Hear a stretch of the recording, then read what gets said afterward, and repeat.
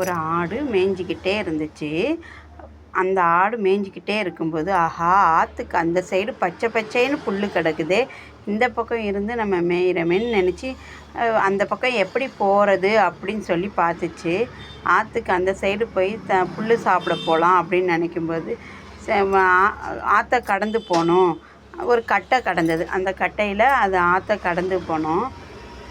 அது கட்டை மேலே கால் வைக்கும்போது இன்னொரு ஆடு அந்த பக்கமாக இருந்து வருது.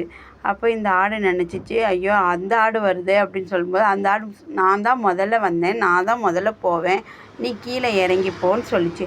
அதுக்கு இந்த ஆடு சொல்லிச்சு, 2 பேருமே போட்டி போட்டு சண்டை போட்டுட்டு இருந்தால் தண்ணிக்குள்ளே தான் விழுவோம், அதனால் நான் கொஞ்சம் முட்டி போட்டுக்கிறேன், நீ என்னை தாண்டி போன்னு அந்த ஆட்டை சொல்லிச்சு.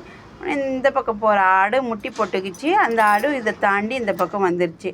அப்போது இந்த ஆடு அந்த பக்கம் போய் யோசித்து பார்க்குது, நம்ம யோசனை இல்லாமல் சண்டை போட்டால் 2 பேருமே தண்ணிக்குள்ளே தான் விழணும், அதனால் சிந்தித்து எதையும் செயல்படுங்க, எதையுமே யோசித்து செய்யுங்க அப்படின்னு சொல்கிறேன்.